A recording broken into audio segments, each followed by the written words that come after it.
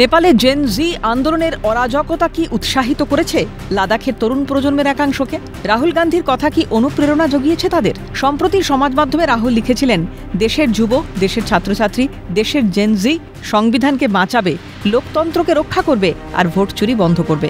প্রশ্ন উঠেছিল, রাহুল কি চাইছেন নেপালে ৩৬ ঘন্টার অরাজকতার ছবি নেমে আসুক এদেশের বুকে? রাহুল কি চাইছেন এদেশে হোক বাংলাদেশের হাল?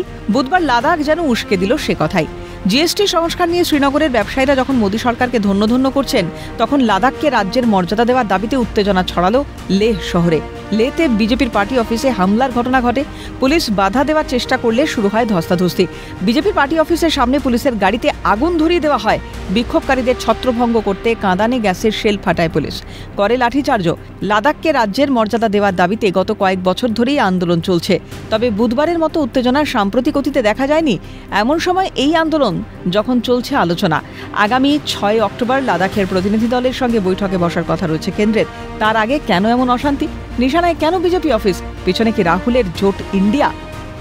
बीजेपी की बदकिस्मती वो जीत नहीं पाए, लेकिन उस बात की सज़ा तो जम्मू कश्मीर के लोगों को दी नहीं जा सकती। कहीं ऐसा लग रहा है कि क्योंकि जम्मू कश्मीर के लोगों ने यहाँ बीजेपी की हुकूमत नहीं बनाई, इसलिए अब जम्मू कश्मीर के लोगों को स्टेटहुड नहीं मिलेगा। সংবিধানের ৩৭০ অনুচ্ছেদ বাতিলের পরে জম্মু ও কাশ্মীরকে ভেঙে দুটি কেন্দ্রশাসিত অঞ্চল গঠন করা হয়, একটি জম্মু ও কাশ্মীর এবং অন্যটি লাদাখ।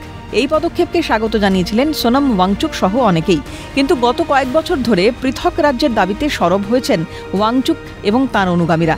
দফায় দফায় তিনি অনশনে বসেছেন, ফের অনশন শুরু করেন। ৬ অক্টোবর আলোচনা হবে কেন্দ্রের সঙ্গে।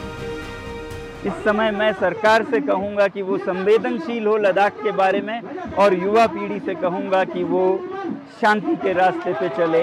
मैं पूरे देश से ये बताना चाहता हूँ कि ये रास्ता मेरा दिखाया हुआ नहीं है, ये उनके बड़ास का एक परिणाम है, मगर ये बड़ास निकालने का समय नहीं है। शांति से, ठंडे दिमाग से सरकार के साथ वार्तालाप करने का समय है। ওয়াংচুকরা যখন শান্তিপূর্ণ আন্দোলনে, কেন্দ্র যখন লাদাখ নিয়ে আলোচনা করবে, তখন কেন একদলের অরাজকতা লাদাখের বুকে? ইন্ধন কাদের? সীমান্তবর্তী এলাকায় এরকম উত্তেজনায় ইন্ধন কি দেশের পক্ষে শুভ লক্ষণ? ইন্ধন যোগানোর সুযোগ কাউকে না দেওয়ার কথা ভাবতে হবে কেন্দ্রের সরকারকেও। ক্যালকাটা নিউজ।